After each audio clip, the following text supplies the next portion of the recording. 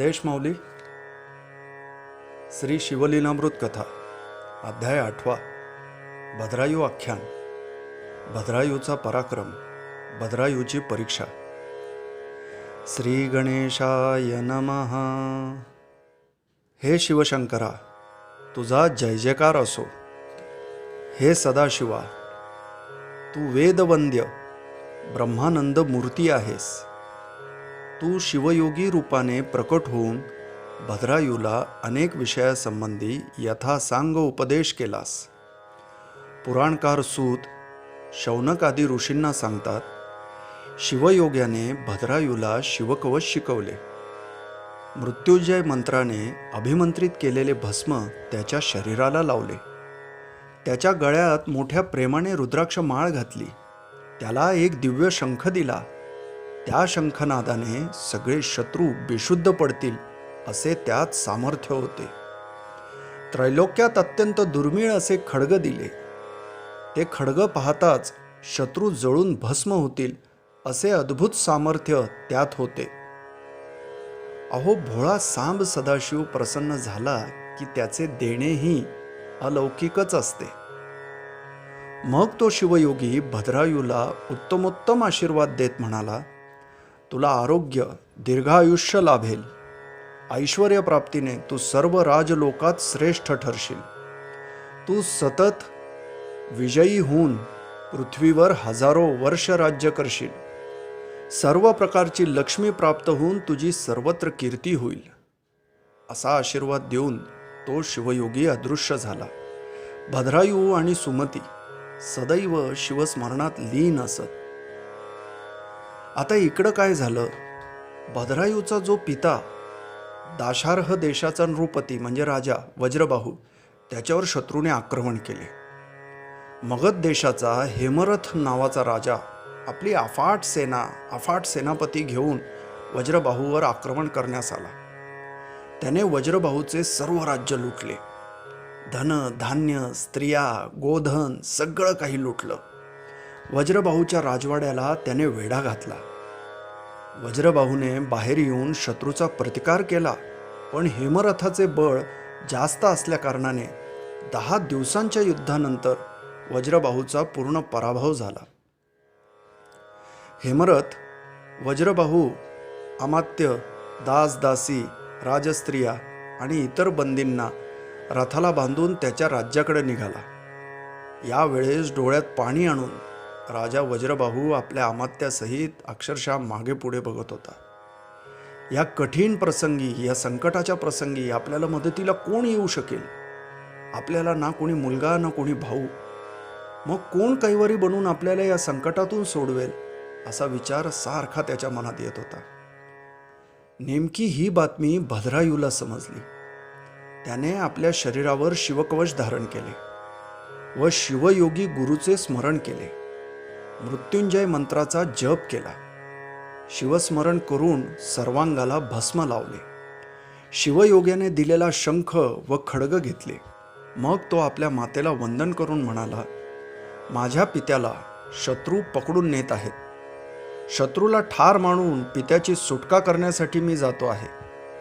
गुरुचरणाचा दास असलेला मी गुरुकृपेने प्राप्त झालेल्या सामर्थ्य व पराक्रमाने सर्व राजांचा पराभव करून त्यांना जिवंत पकडून तुझ्या पायाशी आणीन.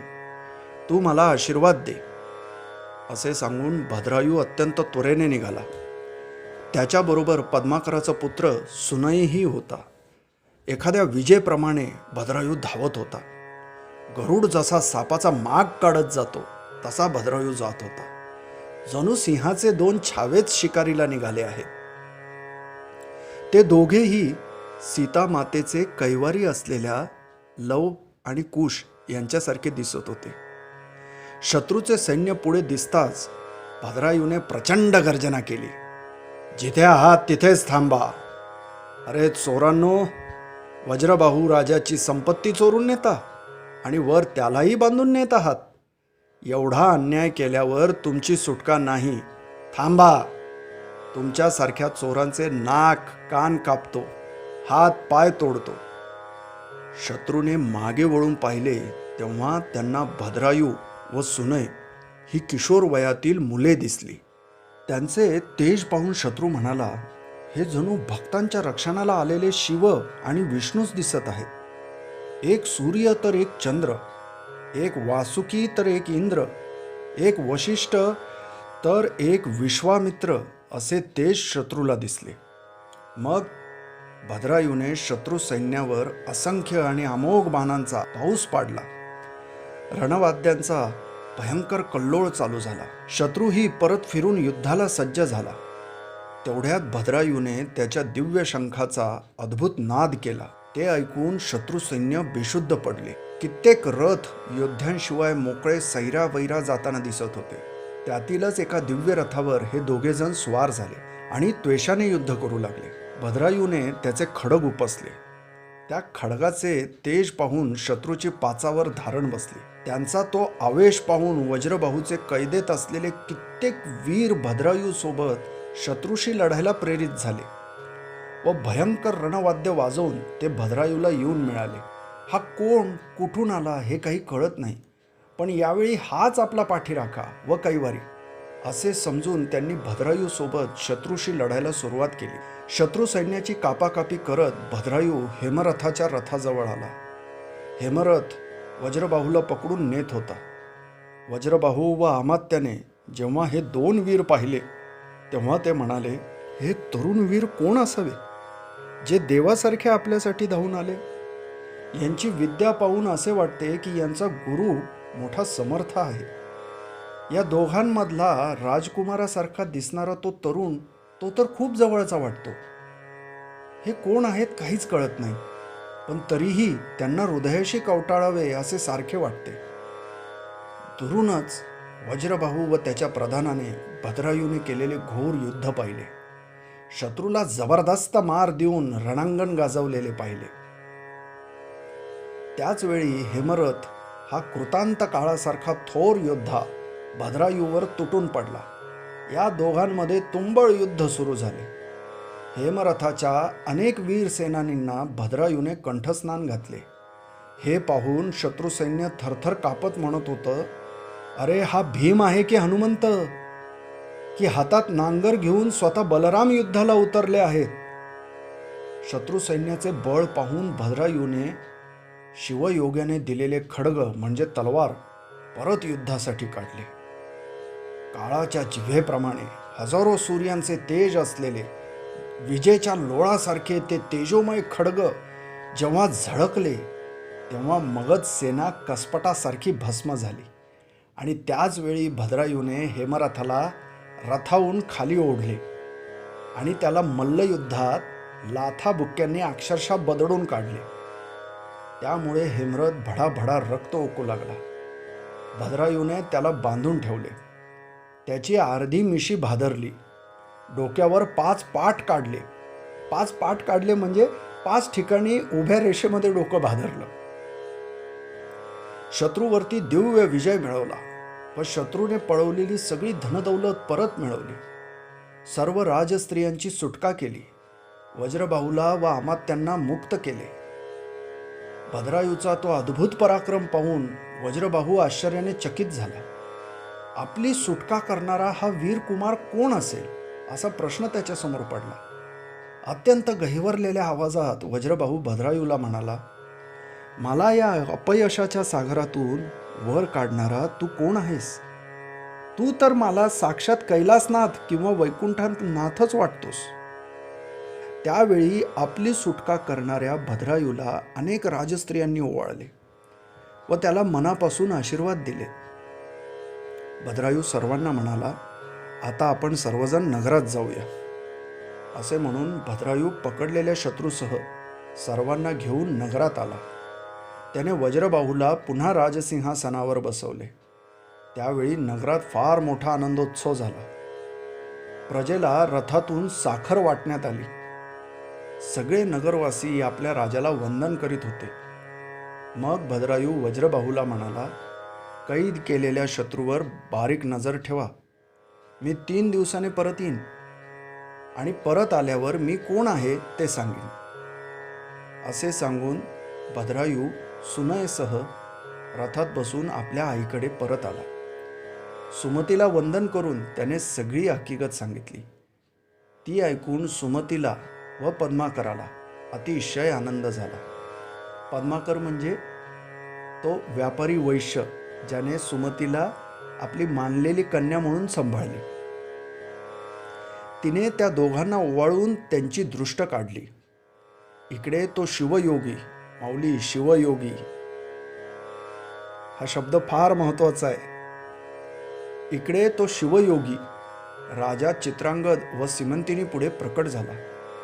त्याने त्या दोघांना भद्रायूच्या जन्मापासूनचा सगळा इतिहास व कशा प्रकारे त्याने त्याच्या पित्याला सोडून पराक्रम व पुरुषार्थ गाजवला हे सांगून पुढे तो म्हणाला, आपल्या पित्याला स्वतःच्या पराक्रमाने शत्रूच्या तावडीतून ज्याने सोडवले अशा अत्यंत पराक्रमी शूर वीर पुरुषाला आपली कन्या कीर्तिमालिनी द्या तुम्ही, म्हणजे तुम्हालाही असा शूर जावई लाभेल. त्या शिवयोगाचे हे शब्द ऐकतात चित्रांगद व सीमंतिनीला अतिशय आनंद झाला. त्यांनी अत्यंत आदराने त्या शिवयोगाचे पाय धरले, त्याची षोडशोपचारे पूजा केली व ते म्हणाले, तुमचे शब्द आम्हास आज्ञेसारखे आहेत. आम्ही या शुभ घटिकेला कन्यादान करण्यास तयार आहोत. मग त्यांनी वैश्यनगराला पद्माकराकडे विवाहासंबंधी सविस्तर प्रस्ताव पाठवला. तो प्रस्ताव स्वीकारून पद्माकर सगळ्यांसोबत वाजत गाजत विवाहासाठी निघाला. चित्रांगदाने तर नगराच्या बाहेर येऊन भद्रायू व त्याच्या मातेसहित सगळ्या वराडींना वाजत गाजत नगरात नेले. चित्रांगदाने सर्वांचे मोठ्या आनंदाने स्वागत केले. मंगलवाद्यांच्या गजरात वाजत गाजत मिरवीत तो सगळ्यांना घेऊन आपल्या राजवाड्यात आला. त्या विवाहासाठी देशोदेशीचे राजे महाराजे सुद्धा आले होते. त्यातच वज्रबाहूही आला होता. मदनाच्या पुतळ्याप्रमाणे दिसणाऱ्या भद्रायूला पाहून सर्वजण आश्चर्याने थक्क झाले होते. वज्रबाहूने जेव्हा भद्रायूला पाहिले, ज्याने आपल्याला संकटातून वाचवले, आपले गेलेले राज्य परत मिळवून दिले, तोच हा वीर आहे. पण हा कोणत्या देशाचा राजपुत्र, याचे आई वडील कोण, असे अनेक प्रश्न वज्रबाहूच्या मनात निर्माण झाले. भद्रायूचे पाय धरायला तो धावतच सगळ्यांसमोर पुढे गेला, पण भद्रायूने त्याला वरच्यावर धरून आलिंगन दिले. वज्रबाहूच्या डोळ्यातून अश्रुधारा वाहत होत्या. त्याने भद्रायूला विचारले, हे वीर पुरुषा, तुझा देश कोणता, तुझे नाव काय, तुझे माता पिता कोण, अरे तुझे गुरु कोण, सगळे सगळे मला सांग. त्यावेळी भद्रायूने वज्रबाहू राजाला एकांतात घेऊन पहिल्यापासून सगळे सांगितले. मग तो म्हणाला, माझे पुण्य थोर, त्यामुळेच मला शिवयोगी गुरु म्हणून लाभले. ते साक्षात परमेश्वर सदाशिव असून हा सगळा त्याच्याच शिवयोगाचा महिमा आहे. मग त्याने आपली आई सुमती आणि वज्रबाहू यांची भेट घडवली. वज्रबाहूला मोठा पश्चाताप झाला. त्याच्या डोळ्यातून सारखे अश्रू वाहत होते. सुमतीचे पूर्वीचे दुःख आठवून त्याला रुडू येत होते. राजा वज्रबाहू तिला म्हणाला, माझ्या अपराधाची मला क्षमा कर. माझ्यासारखा पापी अन्यायी या पृथ्वीवर शोधून सापडणार नाही. अगं, आज तुझ्यामुळंच माझा पुत्र व गेलेले राज्य मिळाले. आज तूच माझा उद्धार केला आहेस. या पुत्राच्या रूपाने बिंदूचा सिंधू करून दाखवलास. धन्य आहे तुझी. सुमती म्हणाली, अहो, यात माझे कर्तृत्व काहीच नाही. हा तर सगळ्या शिवकृपेचा महिमा. आम्हाला शिवयोगी गुरु म्हणून लाभले व आशीर्वाद दिला, म्हणूनच हे सर्व घडून आले. पिता पुत्राची भेट झाली. तो म्हणाला, आपल्या अनंत पुण्यामुळेच शिवयोग्याचे दर्शन झाले व त्यांची गुरुकृपा लाभली.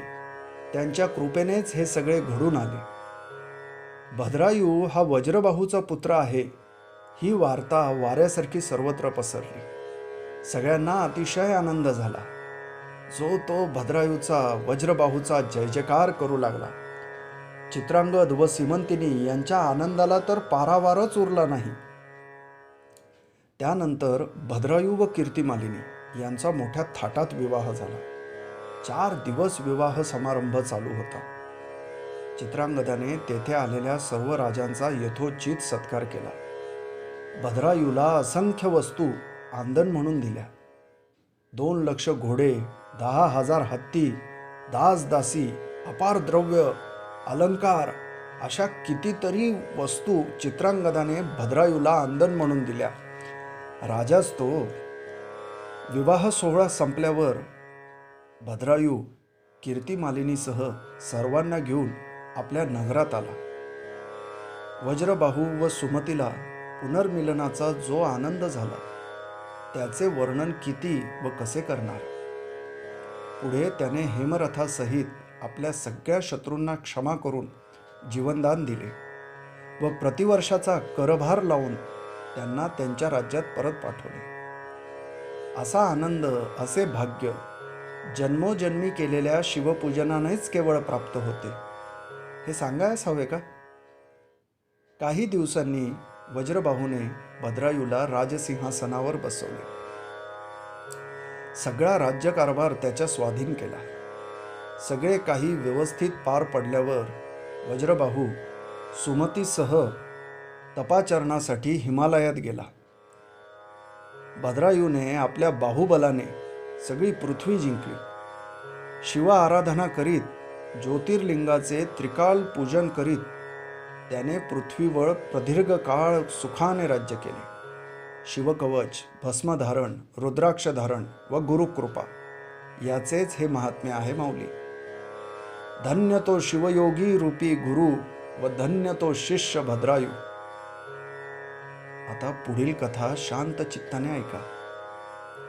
एक दिवस भद्रायू आपली पत्नी कीर्तिमालिनी हिच्यासह सुंदर अशा वनामध्ये विहार करण्यासाठी गेला.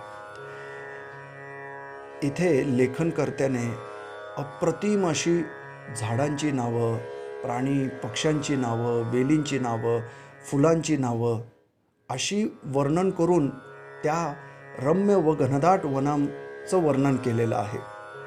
त्या वनामध्ये कीर्तिमालिनीसोबत विहाराचा आनंद घेत असताना एक मोठी अद्भुत घटना घडली.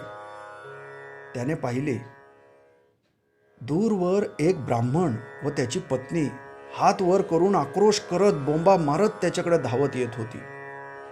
एक भयंकर वाघ त्यांचा पाठलाग करत होता. राजा, धाव धाव, आमचे रक्षण कर. माझी नाजूक पतिव्रता अशी पत्नी मागे राहिली आहे, तिला वाचव. अशा आर्त हाका तो ब्राह्मण मारत होता. हा टाहो ऐकून भद्रायू ताबडतोब सज्ज झाला. त्याने आपलं धनुष्यबाण सज्ज केलं. इतक्यात त्या भयंकर काळरूपी वाघाने ब्राह्मणाच्या बायकोवर झडप घातली. ती बिचारी वाचवा वाचवा असे ओरडत होती. त्या क्षणी भद्रायूने एकामागून एक असे विजेसारखे बाण त्या वाघाला मारले. परंतु त्या भयंकर वाघावर त्या बाणांचा काहीच परिणाम झाला नाही. त्या जखमांची पर्वा न करता तो त्या ब्राह्मण पत्नीला घेऊन झाडीत कड्यावरून नाहीसा झाला. आपल्या पत्नीला वाघाने नेलेले पाहून तो ब्राह्मण भद्रायू समोर शोक करू लागला, छाती बडवू लागला.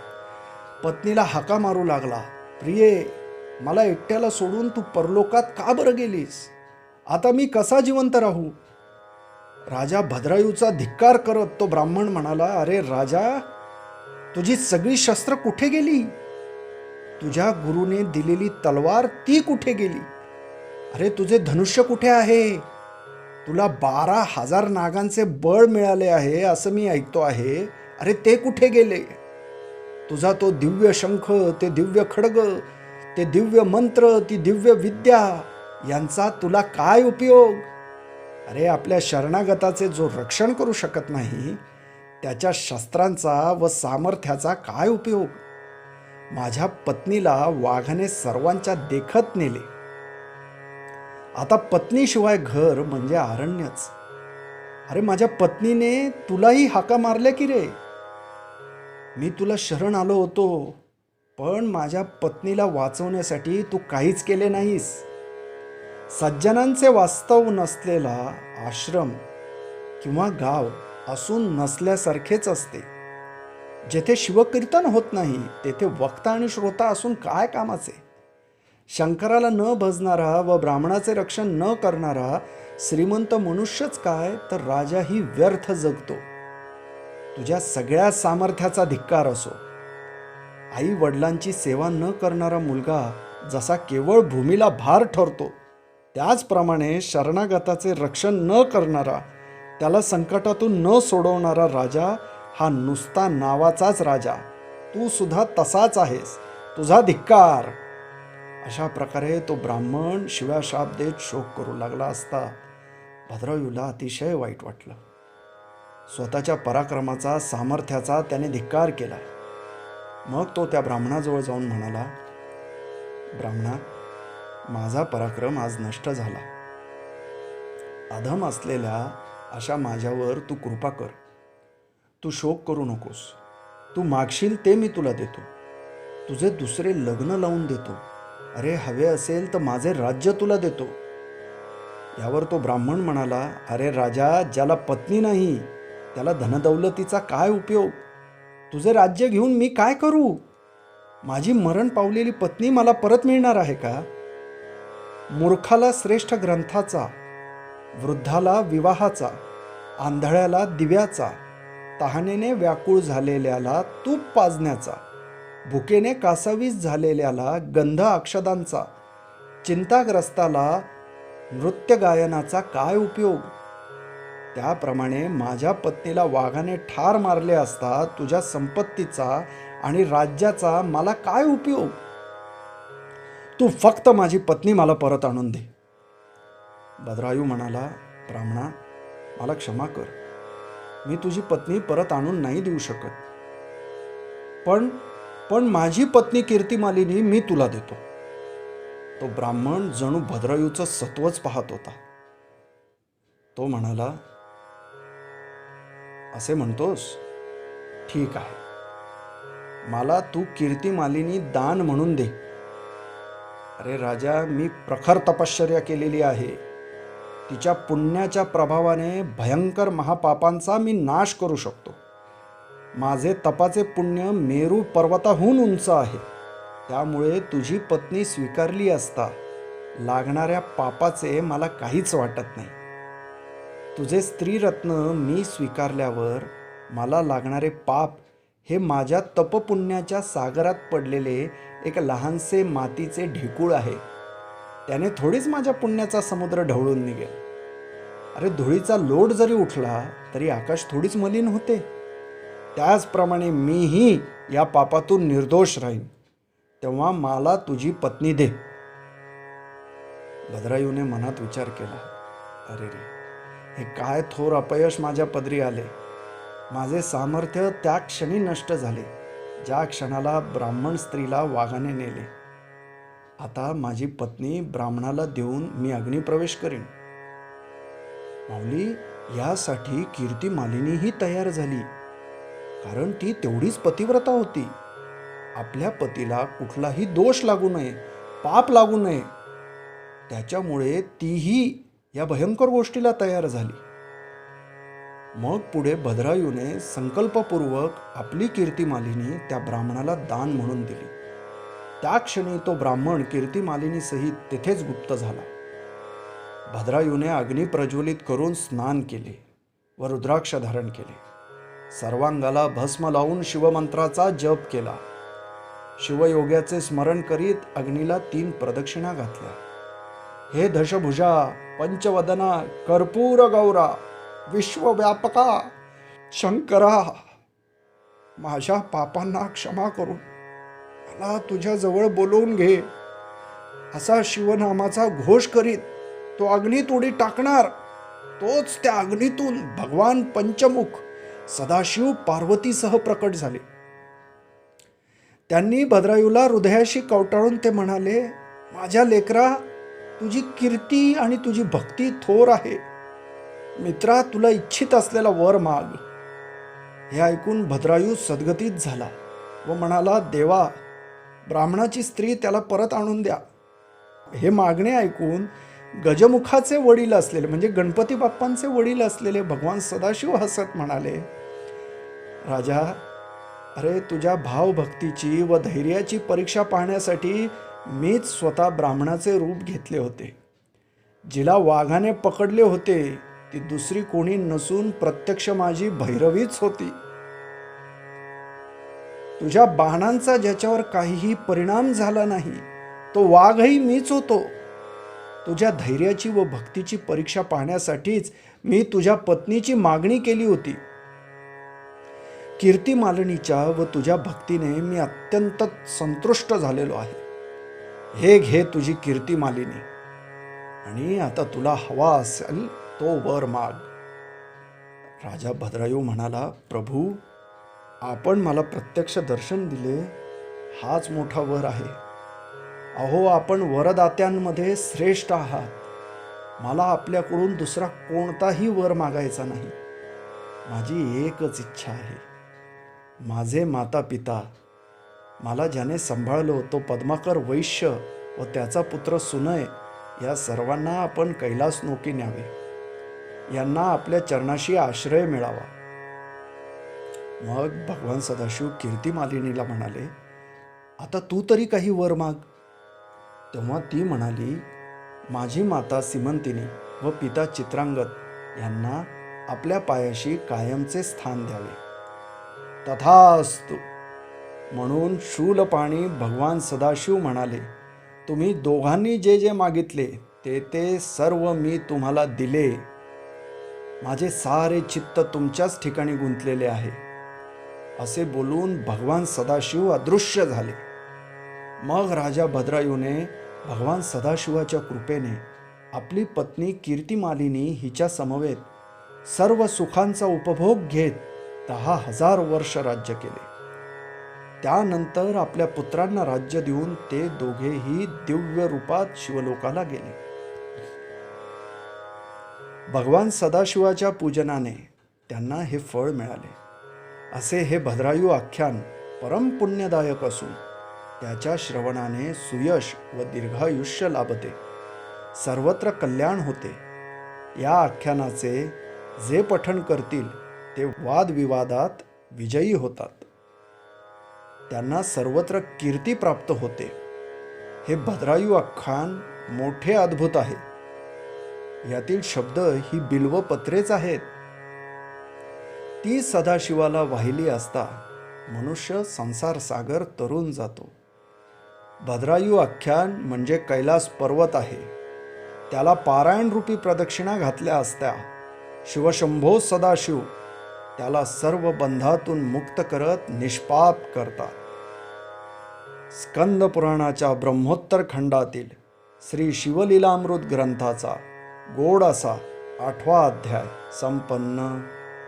श्री सांब सदाशिवार्पणमस्तु. आदेश माऊली.